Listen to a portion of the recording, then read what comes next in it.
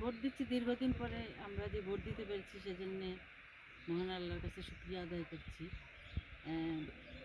জুলাইয়ের অভ্যুত্থান যারা শহীদ হয়েছেন, যাদের আত্মত্যাগে আজকে আমরা স্বাধীন এই গণতান্ত্রিক অধিকার ফিরে পেতে যাচ্ছি, তাদের প্রতি শ্রদ্ধা এবং তাদের আত্মার মাগফিরাত কামনা করছি। সেই সাথে কষ্টও আছে, ইলিয়াস আলী সাহেবকে আমরা এখন ফিরে পাইনি। তো ওনারা বর্তমানে আমি এলাকা সংসদীয় আসন সিলেট 2 থেকে নির্বাচনী প্রতিদ্বন্দ্বিতা করছি। ভোট দিতে আসছি, এই সেন্টারে আজকে ভোট দিয়েছি। এখন পর্যন্ত এখন যদিও সকাল এখনও অবধি আসছে, ভোটাররা কেবল আসা শুরু করেছে। তো পরিস্থিতি স্বাভাবিক আছে মনে হচ্ছে এটা।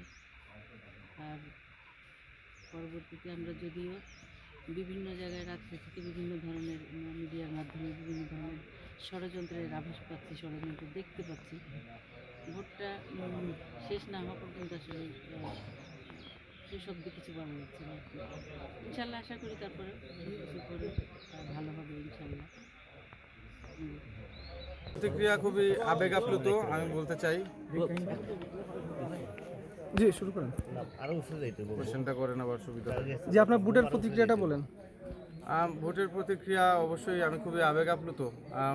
আনন্দেরও কিছুটা বিষয় আছে, দুঃখেরও বিষয় আছে। এখানে দীর্ঘ প্রায় অনেক বছর পরে, 17-18 বছর পরে এই ভোট কেন্দ্রের রামধানা সরকারি প্রাথমিক বিদ্যালয় যে সেন্টারটি আছে, এই সেন্টারে আমরা উপস্থিত হলাম। এখন চিত্র অনেক রকমের আলাদা, অনেক ওয়াল রয়েছে, অনেক কিছু পরিবর্তিত হয়েছে। শেষ আমরা এসেছিলাম 2008 সালের নির্বাচনে, যখন আমার আব্বা প্রতিদ্বন্দ্বিতা করেছিলেন।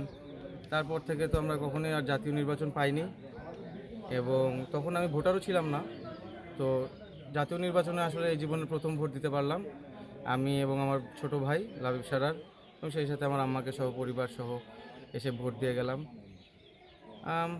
অবশ্যই বিষয়টা অনেক যেমন খুশির, তেমনি আমাদের জন্য অবশ্যই অনেক দুঃখের একটি বিষয় যে আজকে আমাদের পিতা বা আমাদের বাবা ইলিয়াস আলী, তাকে ছাড়া আমাদের ভোট কেন্দ্রে উপস্থিত হতে হয়েছে এবং ভোট প্রদান করতে হয়েছে হাসি মুখে, খুশি হয়ে। তো সকলকে আহ্বান করব, যে বা যারা আমাদের এই নিউজটি দেখবেন বা এই সম্প্রচারটি দেখবেন, আপনারাও নিজ নিজ জায়গা থেকে উপস্থিত হয়ে ভোট কেন্দ্রে, নিজ ভোট কেন্দ্রে নিজের পছন্দের প্রার্থীকে ভোট দিবেন। এবং ইনশাআল্লাহ আমি আপনাদের কাছে, সকলের কাছে দোয়া চাবো যে সকলে যাতে ধানের শীষকে ভোট দিয়ে, ধানের শীষকে জয়যুক্ত করে বাংলাদেশকে একটি সুন্দর রাষ্ট্র হিসেবে গড়ে তুলতে আপনারা নিজেদের অঙ্গীকারবদ্ধ হন।